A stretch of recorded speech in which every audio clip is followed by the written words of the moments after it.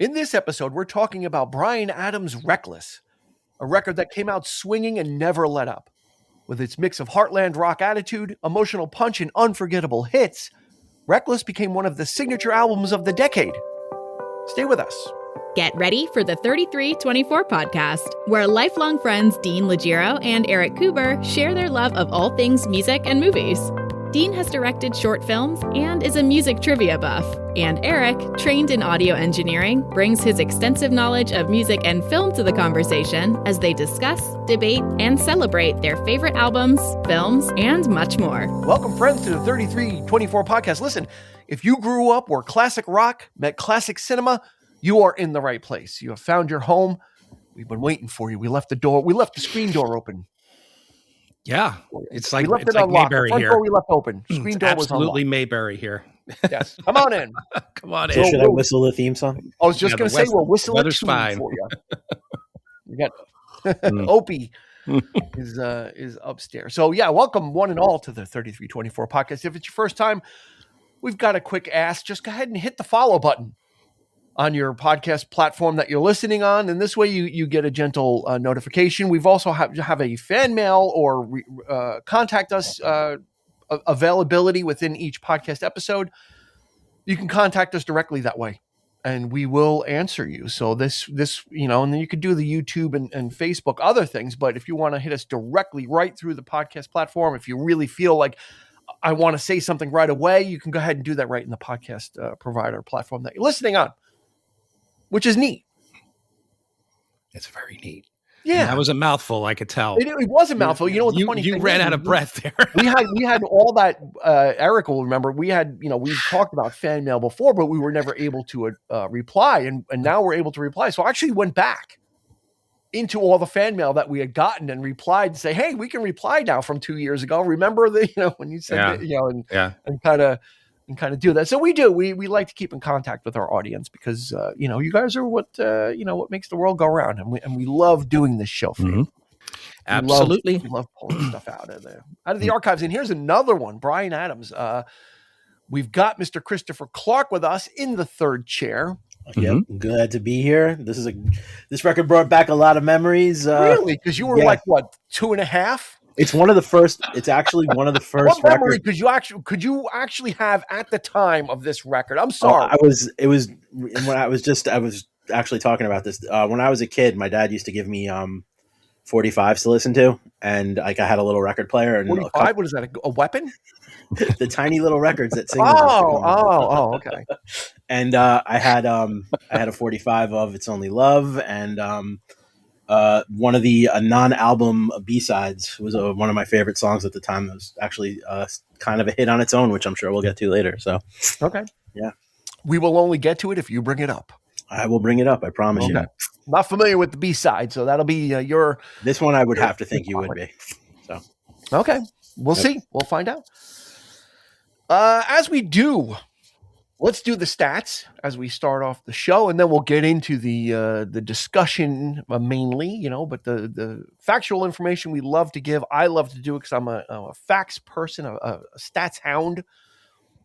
Someone was actually, Eric, I host trivia locally. Yeah. Mm-hmm.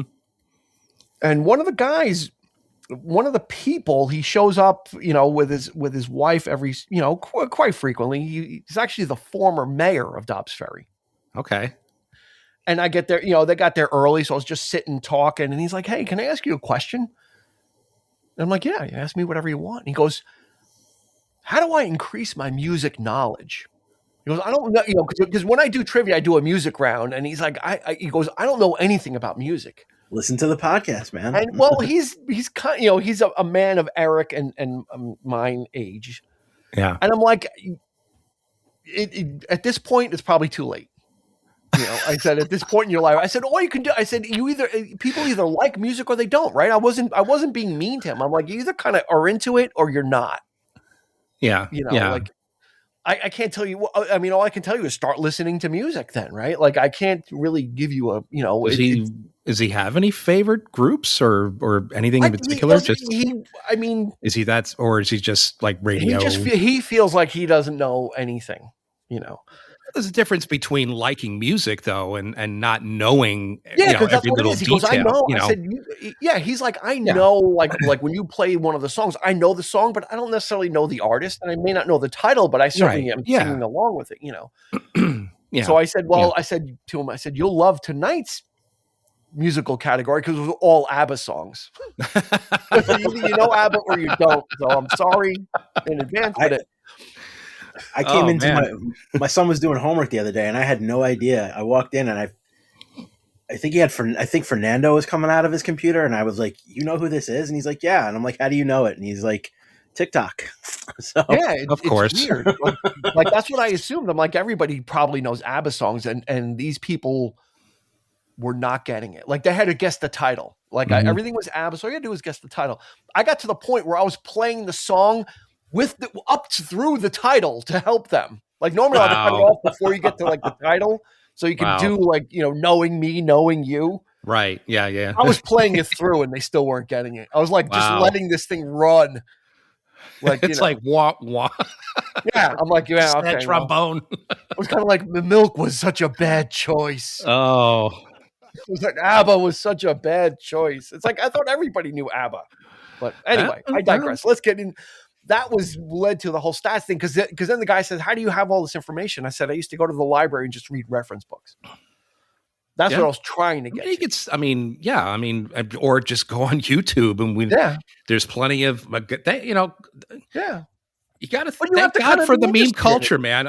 We make fun of it, whatever, but a lot of young kids today are digging all the old shit. Yeah, they're going back in. I love these reaction videos. I don't know if it's legit. I don't know if it's just a fad or if it's some, whatever. I think some are. I think some people genuinely are, and then I think some people listen to it and feel like they gotta do like they overreact to it, and I'm like, okay, but there are some legit ones. But you know what?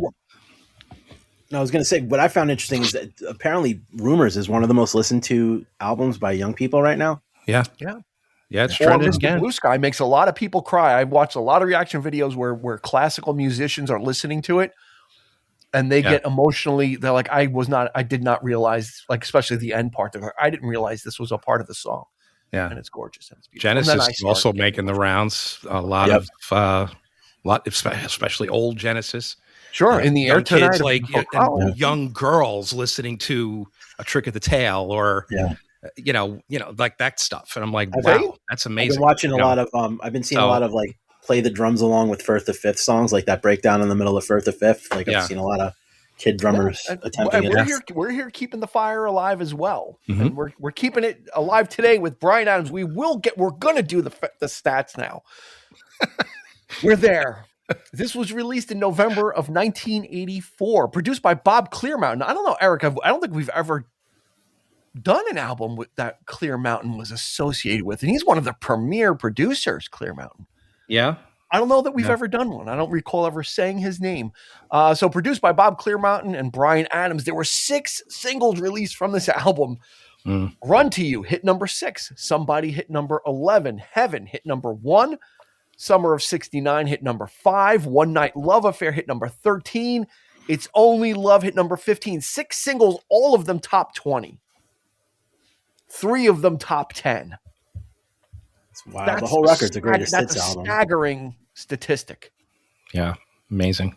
It was number 1 on Billboard for 2 weeks in August of 1985. So when we did Born in the USA, we talked about chalking off all of the albums that were number 1 in 1984 because there's so few. We're getting close to 1985 as well. We're chalking off a lot of them. This went 5 times platinum, in excess of 5 million copies. I did not realize how much of a monster. Bryan Adams is not in the Hall of Fame. No, he's not. Probably should be, I think. I was thinking about. I'm like, I thought like if you have even if you have one album that sells 5 million copies and 6 top 20 singles, I think you should just automatically you've made an impact. But I mean, and he's another one. Like you say, Rumors is something that like I said, the youth listen to. Most kids my kids' age could recognize Heaven or Summer of '69, and it's not even so much how many records you've sold or how many. It's like you've kind of worked your way into like the lexicon. So like for that alone, I feel like that you deserve a look for being. I think Summer of '69. I think Summer of '69 is pretty much what people know Bryan Adams for. I would argue Heaven is just as recognizable. So? Yeah, absolutely. I would agree. What do you think? I would agree. I don't really hear Heaven that much. Summer of '69 is always. I do. I hear it every day, practically. But then again, but funnily enough, and this is only the second highest selling studio album, which blows my mind because this is the only album that I would ever come to. Like this is the go-to Bryan Adams record. Which other one sold more? Waking Up the Neighbors. Waking Up the Neighbors. Yeah, Waking Up the Neighbors. 91. Well, that was when he had that single that like Can't blew Stop up This Thing We Started and all, but but do you really? I mean, do you remember anything off that record as opposed to this one? I don't. Everything I do it for you is the only thing that I would be able to. Yes, from Waking Up the Neighbors. But was that actually on the album, or was it on just like the import, like the UK version or something? Like, no, it's on. No, it was on there. Everything I do it for you. Okay. Can't Stop This Thing We Started. Yeah, that song. No, in the US it's at 4 million, so it's just below. But worldwide, it was probably bigger because I know it was huge. It was but he had that like his follow up Into the Fire was a dud, and usually when that happens, you're on the way down. You don't usually come roaring back with like another monster. Either you have a run, or you have one, and then you start to kind of tail off a little bit. Yeah, but he wasn't. He was never afraid to like try different things or work with other people or that kind of thing. So he was always he always kept an open mind. So even a little prehistory. I mean, he wrote 2 songs for Kiss in the early '80s. 2 very good ones too on a very good album: Rock and Roll Hell and War Machine. Yeah, one was on the Killers compilation, which was not released in the United States. They were actually both on. They were both on Creatures. They were both on Creatures of the Night. Oh, it was on Creatures of the Night too. I thought both of them. Yep. I thought the one was only on the compilation. It was previously unreleased. It wasn't. No, it was Rock and Roll Hell and War Machine, if memory serves, and those are 2 great songs on a great record that didn't sell enough copies because they'd done so poorly with the record before. Yeah. So Bryan Adams, before he was like making hits, he was like writing for Kiss. Oddly enough, go figure. Yeah, he wrote for Motley Crue. Yep. He wrote for Loverboy. He was he was making a career and making money as just a songwriter as well, right? And then also doing his own thing. And I forget which song it is, but there's a song on this record that was originally intended for the Blue Oyster Cult. Yeah, it was Run to You was Run to You, yeah, for Blue Oyster Cult, and they said we'll pass. And if you think about it, that he said that riff of Run to You was supposed to, it was kind of like Don't Fear the Reaper-ish. Right. If you slow it down, you could definitely hear it. Yeah. For sure. And then they offered it to 38 Special, and 38 Special says no, we'll pass as well. And he says good. All right. Because another single for me on my sixth single run. Yeah, it's kind of like the hell with you guys. Then I'll do it. And you said Summer '69 and Heaven are the 2. Yeah, I would. I think that this album as a whole is almost, in my opinion, it's almost forgotten and overlooked. But then when you play it, you realize this is. And when you play it back, like it plays like a greatest hits record. Like I hadn't listened to the record. Yeah. Say that again. I was gonna say it plays like a greatest hits record. I hadn't listened to it in a dog's age, and then like every song is like banger after banger after, and it's like all stuff that you recognize right away. And speaking of the songwriting quality, I think we definitely have to recognize too what an important piece that Bryan Adams' story, his songwriting partner Adam Mitchell is. Like he wrote all of these songs. Or not Adam Mitchell, Jim Valance, my bad. Yeah, Adam Mitchell was another writer on Creatures of the Night. Sorry, Jim Adam Valance. Mitchell, you're out the door. Jim Valance. Jim Valance. I meant Jim Valance. But yeah, they point had, being is a like partnership since the mid '70s. Yep. Yeah, as much of like a Elton John and Bernie Taupin or any of those like songwriting alliances, you're absolutely right, Chris. Jim Valens, Bryan Adams gets all the credit. He's the face, but Jim Valens is right there with him, co-writing all this stuff. Right. Which is absolutely amazing. I don't think this album gets enough respect when you never hear, for the amount it sold. And like you said, it's like his version of The Stranger. It's like his Billy Joel's The Stranger. Yeah, there's no skips at all. Yeah. Everything is just monster. This album was like, it was made to be played in arenas, from the production to the production style, that 80s production style doesn't fit well with certain types of music. With this type of music, it fits. Yes. Yeah. It's that big feeling. It's that arena feeling. And it's interesting too, when you listen to him giving an interview, I just read an interview he gave to Classic Rock Magazine where he said, really what I was trying to do is expand my set list and play songs like, and widen out what I can do in my live show. And he ended up with a bunch of songs that the transition with this record that started with the previous record is that people actually started to recognize the music, and it allowed him to, so he was really writing this record to be played live. Like that was the intent behind it in a lot of ways. Mission accomplished, I'd say. Yes, 100%. Yeah, either in arenas or in a car. Yes, you're blasting in a car in the summer, like just as this is one of those records that we often go to or talk about. Yeah, in our youth, that was just because the production is tailor made for that. It's tailor made for a good stereo system. Yep. Yeah. And in the previous albums, Cuts Like a Knife was like that too, as well. We did Cuts Like a Knife was like that too. We had, I had both.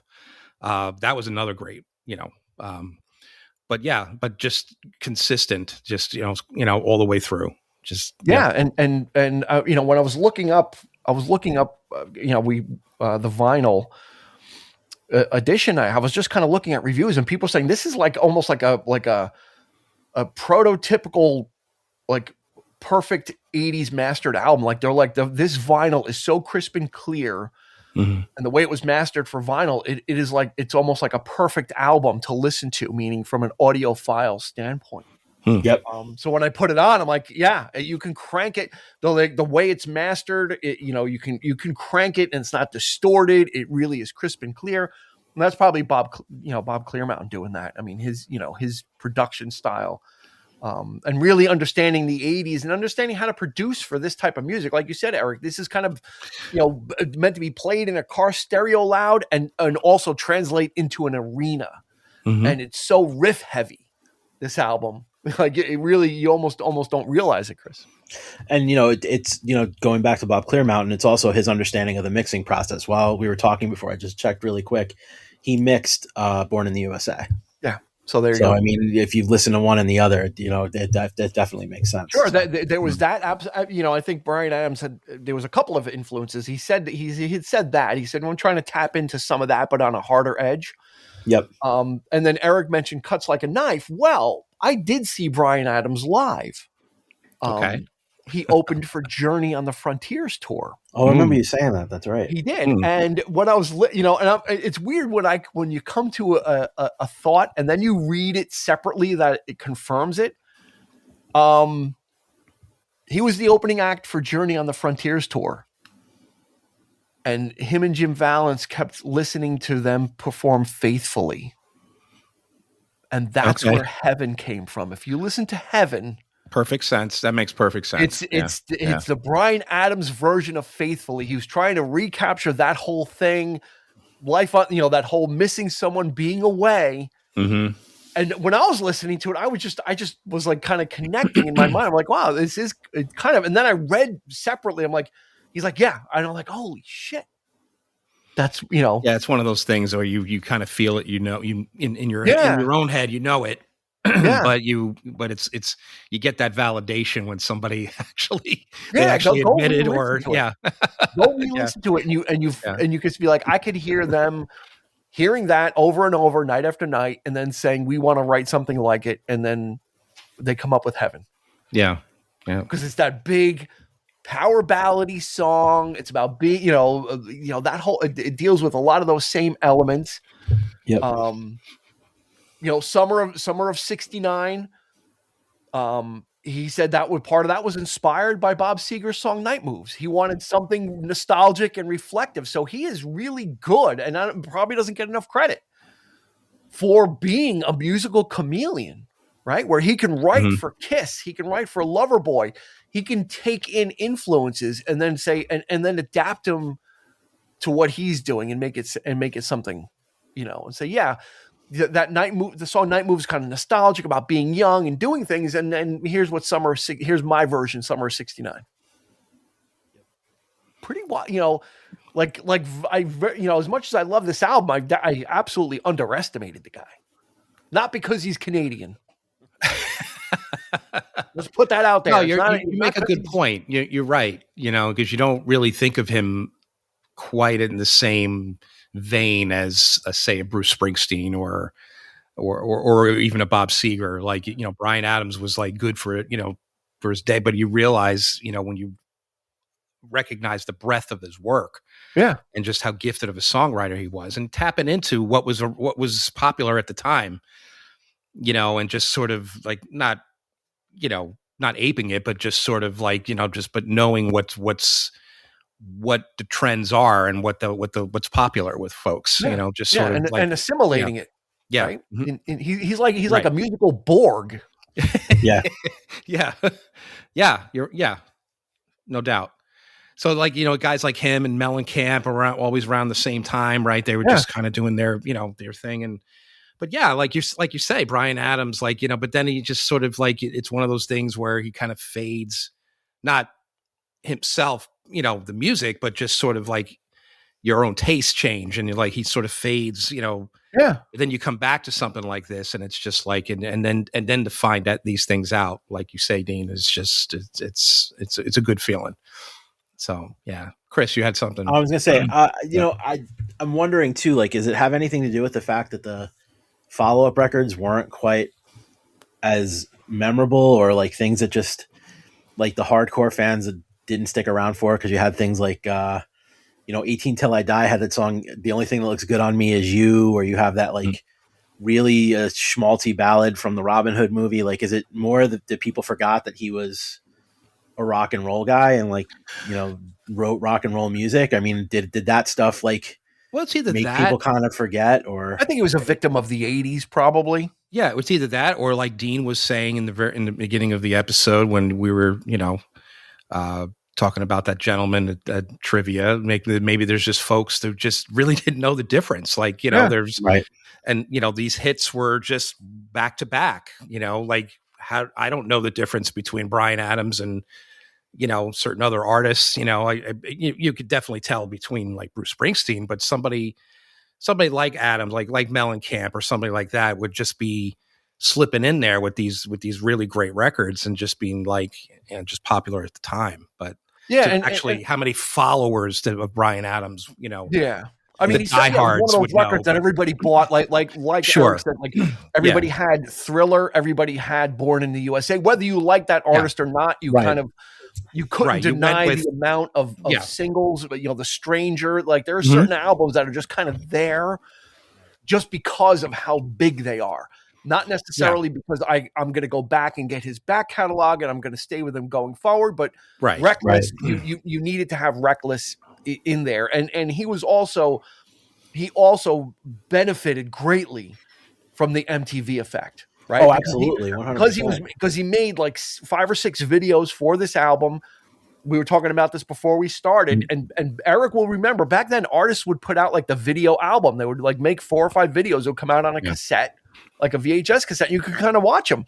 So MTV was ready for him, and he was ready for MTV. And I think in the case of Bryan Adams, as goes MTV, so goes people's careers. And I think once that Robin Hood song came out, MTV got dominated by grunge and alternative. Really kind of took over their main programming. Sure, yeah. So you get left out, and he was very much a product of being seen. The video for Summer of '69, the video for Run to You when he's laying in the leaves and pulls out the guitar and starts the imagery for me was as much as the music, if not more, because Bryan Adams was always on MTV. Yeah, he was. and I think we can't undersell how much of an impact that had on changing tastes, because MTV was such a visual medium, and then you started seeing guys with the flannel and the cargo.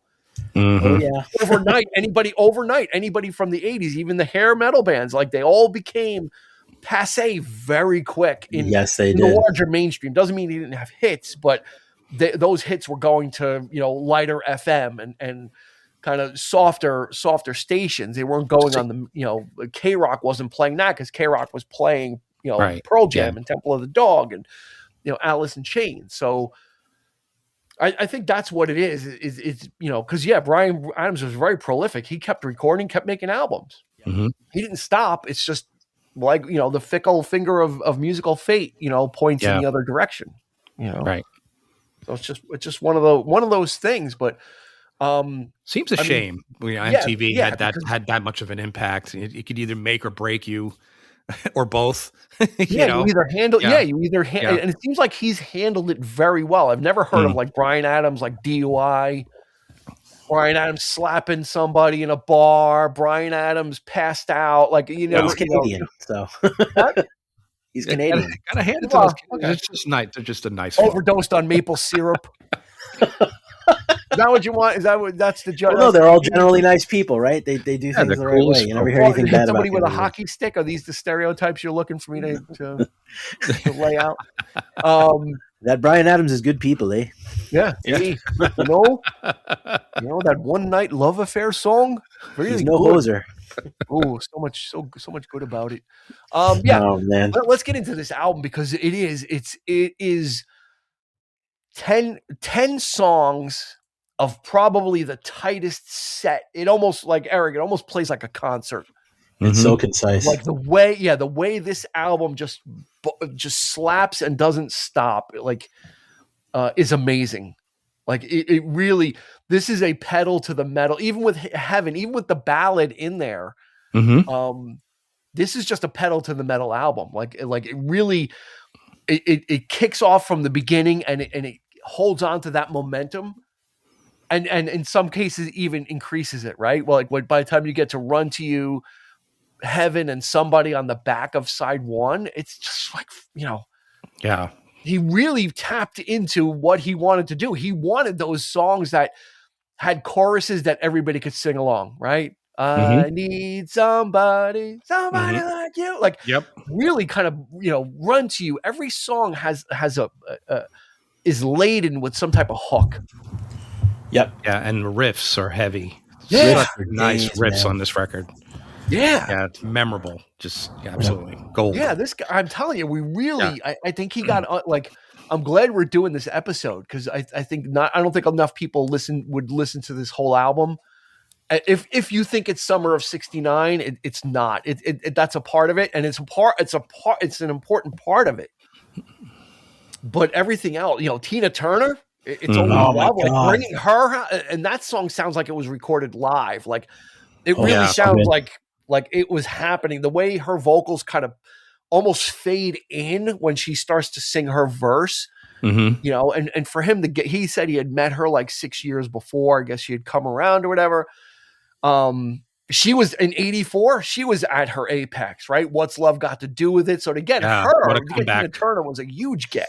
And they were kind of coming up together, because she recorded this before Private Dancer actually dropped. So yeah. So she was on the upswing, as well. So it's just that perfect alchemy of mixing these ingredients, and like I said, being ready for MTV with the run of videos at the ready, just to kind of pop them out. Mm-hmm. It keeps the video audience going, and then the songs, everything translated. It was kind of like, I think this album is probably one of the best examples of like the synergy between the music, the artist, and the video format. Like there are very few, there are a couple of, Huey Lewis and the News was like another one where they had that synergy between the music, the artist was great. There was nothing, nothing, you could say about the artist, and then capitalizing on the format and on the medium as well. you know, what we got, because we got into the time where people started recording videos off of MTV like you would do off the radio, you know. So again, having all that material available and just having videos ready, and they all kind of had a similar feel. Like I said, they were all filmed at the same time by the same director, and they used the same female model as kind of like the through line character for it. Yeah. So it was just part, like, you're giving people something to continue to watch. Yeah. It almost feels like it could be a concept, but not, you know, kind of loose concept for the videos, right? Kind of, you know, keeping everything consistent, and it matches the album. The album is very consistent. Yeah. Right. So you're like I said, you're getting that synergy of the videos are consistent. All the same director did them all. The album is consistent, and then just having everything done and ready, you're able to consistently push it out to MTV when the other one starts tailing off on the video countdown. Well, here's the new one by Bryan Adams. I start to wonder, though, exactly when was the moment that he decided to do that, to make that decision to make all these music videos. Did you know that he had a hit on his hands at this point? Like when he produced the record, and it's just like the mood of the record. It's like, damn, this is so good. We need to like really kind of expand the boundaries of it and just, you know, do this thing. Yeah. You know, I think why are you promoting it? I mean, you pulled it out of the record. Like, why are we promoting the video, you know, the video portion of it? You know, I never actually listened to this on vinyl. I'm really curious about that. Yeah. I would love to hear it. I think back then, again, we're forgetting, in the beginning, MTV was a novelty, and then MTV became a necessity, right? So it had to be part of your, and by 84, music videos had to be part of your strategy. It had to be part of your promotion. And some bands didn't take it seriously, right? And they just kind of like, yeah, we'll you know, like Van Halen, we'll get a couple of 6-packs, roll some tape, and we'll just do whatever. Start Me Up. Same thing, right? It's like, whatever, we don't give a crap. Certain artists were just not into it. They didn't want to do it. But this was very shrewd. Yeah. This was like part. It seems like I said, inside the vinyl that I have is an advertisement to mail away for the video album as well. So this was all. Yeah, this was not a fluke. This was part of a strategy of, this is how we're going to attack this. You know, which you got to give them credit for to be able to leverage that, right? Make the most of it. We're going to attack on all fronts. You know, because again, it was a novelty back then of the amount of money that had to have been spent. I was just thinking of that too. You know what I'm saying? Like, it's enough to, I mean, when you think about, you hear stories about how much an album back in the 70s, it cost to make an album, thousands upon millions of dollars just to record an album. But to do all of this, God, you got to hire actors, you got to, film crew, all this kind of thing. And and it's quality stuff too. We're not talking like schlocky, 8mm, like, somebody's home video camera, which, we have videos like that, of course, but you had like real, like up and coming established directors coming on the scene too, to show their stuff. And it's just it's not a performance either. It's like, there's like a storyline and all that stuff. Like you gotta have writers and stuff. And yeah. I mean, I wonder if he had a hand in the actual, composing of the videos, like the storylines behind the videos. Good question. I would, it seems like this guy was very in touch and connected with what he was doing. So I wouldn't be surprised. I didn't read anything. The only thing famously about cost-wise about Bryan Adams is that when he signed to A&M Records in 1978, his contract was $1. But he signed to A&M Records for $1. Wow. There had to be some kind of thing where he wanted control, because he had been in a couple of bands before that had recording contracts, and it didn't go well. And he's like, I need to really be in control of this. I really need to kind of, have my hands on. So when he signed to A&M, it was for $1. That's crazy. I wonder if he got his publishing out of that. I'm sure. The guy, and then he said, he goes, one of the things I needed to do was concentrate on touring, concentrate on getting my music out there, and then by creating, kind of like the Grateful Dead model. The Grateful Dead just toured constantly, and they made fans. And then when a record came out, people were like, oh my God, here's the guys that we've seen 5 times already. Bryan Adams had the same thing. He goes, I just kept touring the States, Canada, wherever I could. and creating an audience. So they kept seeing me and they would know me.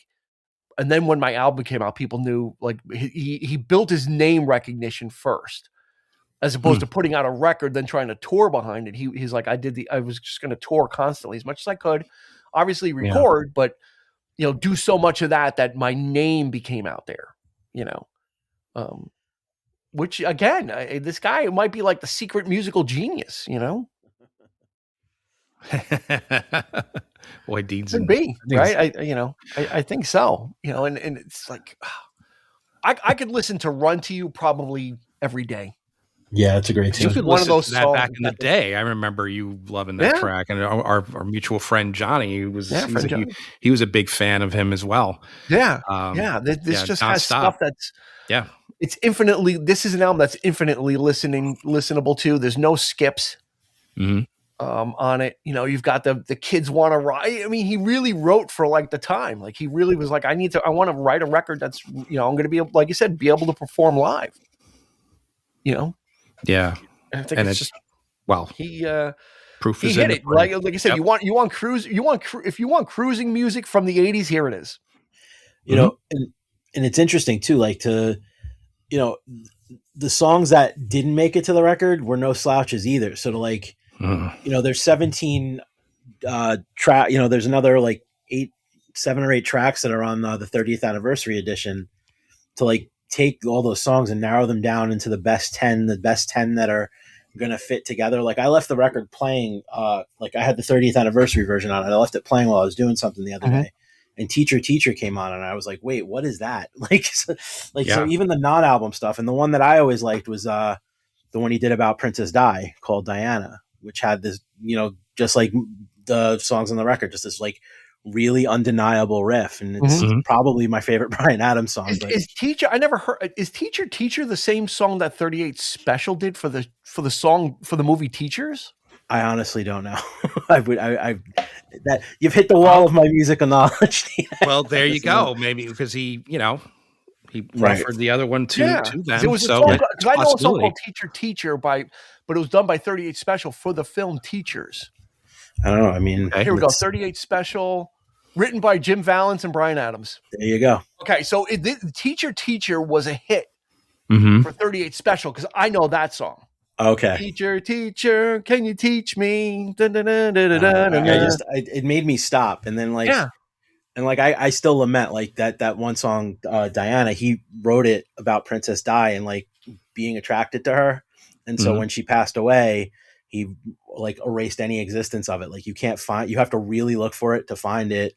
He didn't put it on the 30th anniversary of Reckless, and he like retired playing it live out of respect for her memory. But it was just this undeniable riff on that song. He famously erased another song from his discography. You cannot find it anywhere. His very first song for A&M was called like Dance, Go Dance, or Dance the Night Away or something.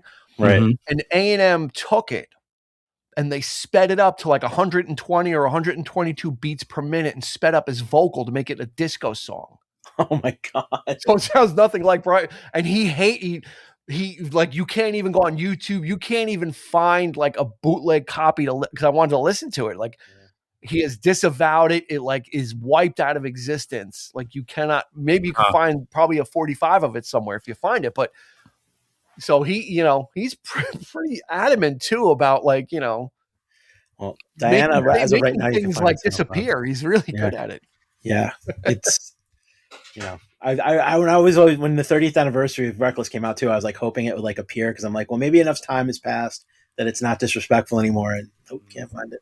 No, it's stuff is out there somewhere, but yeah, well, this was on SoundCloud. I found it recently on SoundCloud. Yeah, see, I mean, this is just a treasure trove of hits. I mean, Summer of '69 went through a bunch of lyrical changes as well. He did struggle with it a little bit, trying to get that mood right for him, right, to adapt it to his kind of thing.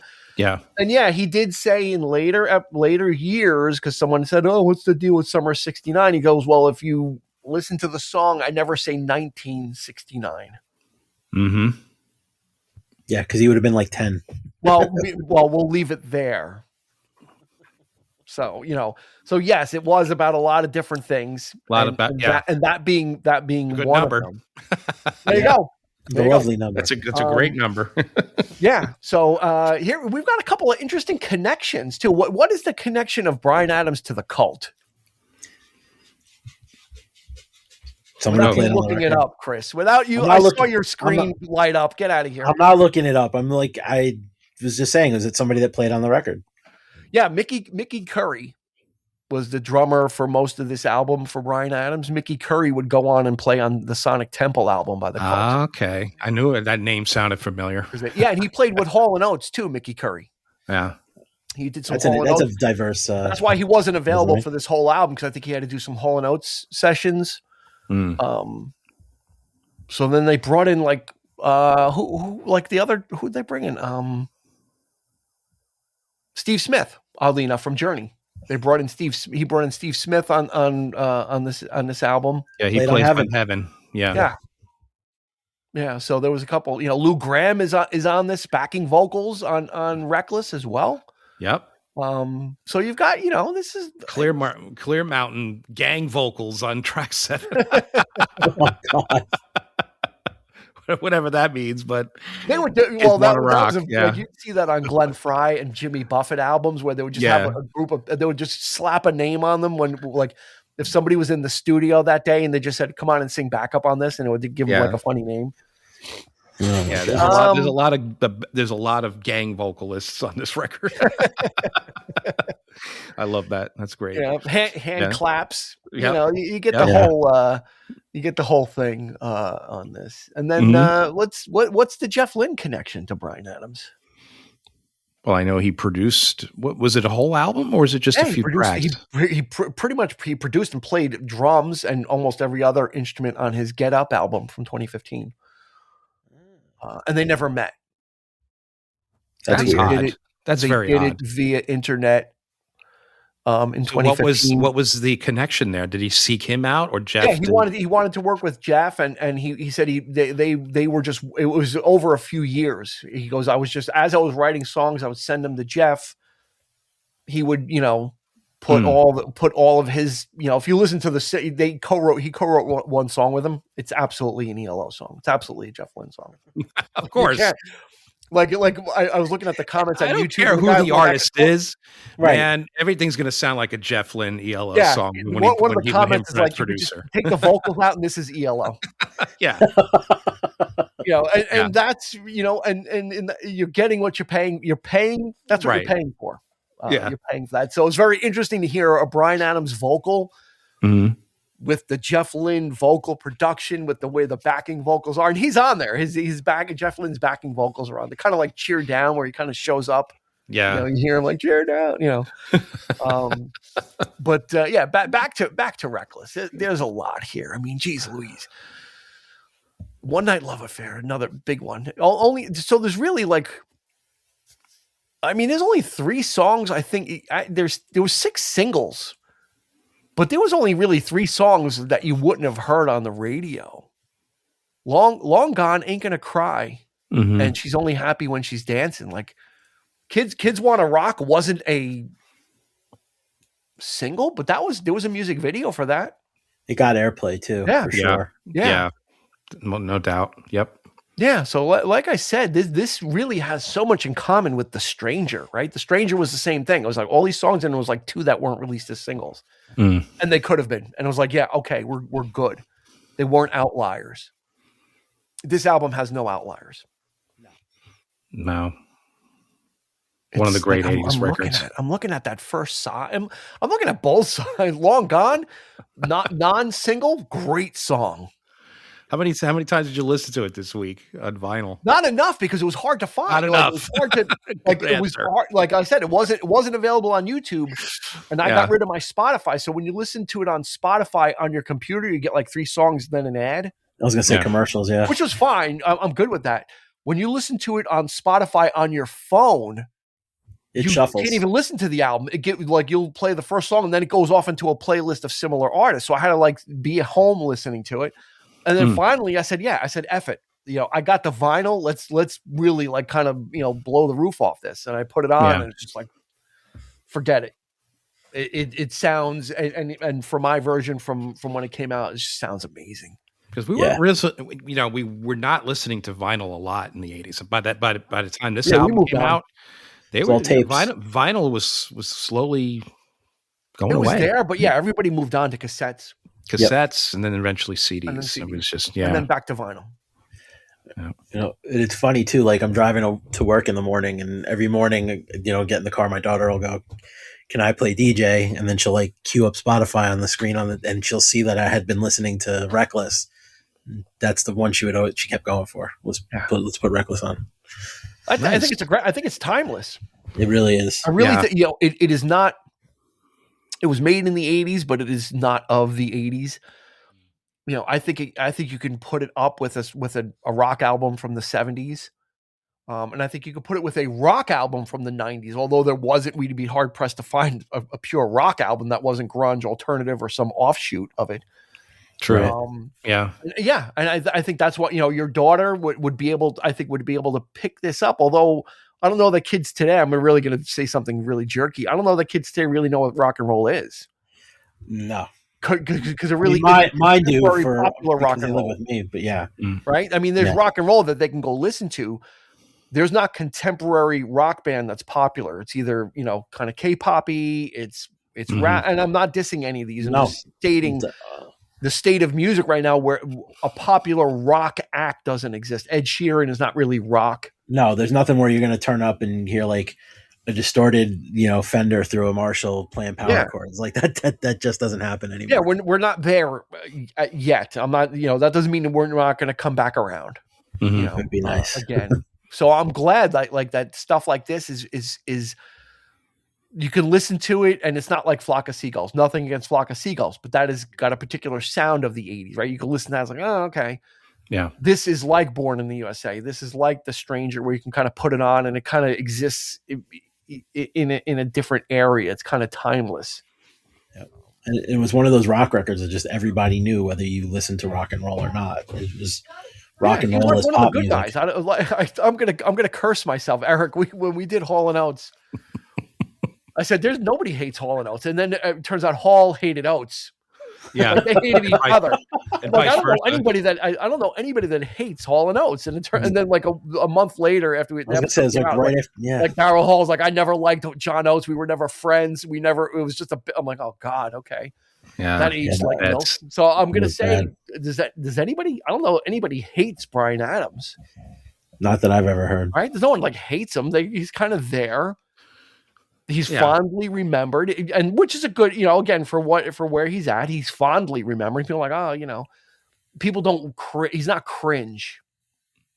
He wore jeans. He wore a T-shirt. He wore a leather jacket. He kind of had a timeless feel to him. He didn't go in for like the half shaved head, and he kind of was filling in like that Seeger, Springsteen, Mellencamp mold of he was kind of like the second he was kind of like in the second class of that. Substantially younger than those guys, but kind of carrying that torch. This is very much a Heartland album, right? Like what we would call Heartland rock. This is it. Arena. I guess it's arena rock. It's very much an arena rock. When we say that, Eric, when we say Heartland rock, do we tend to think of arena rock band? Do we tend to think of like the Seegers and these arena acts? Heartland for me is like, it's not folk. For me, it's people like Mellencamp and who writes about living in the heartland. Right, exactly. Like Farm Aid and those kinds of artists. And but Bryan Adams, I could see like certain songs might apply there, but I would think more arena rock is apropos. Arena rock, definitely, yeah. Because like you said, you could hear you could see him on stage at the Garden and everybody singing this back at him. Like that's how the record plays. Yeah, when I saw him, he only had Cuts Like a Knife. So when then again, it's like, but you also when you think about like, it blows your mind when you think about somebody like Bob Seger and Glenn Frey coming from Detroit. The city of Detroit, just sort of like that's not Heartland. That is not know what I mean. So it's so, and yet Eagles is very of its type, but it's just so it just depends on where you come from, I guess. Canada, I guess, I don't know.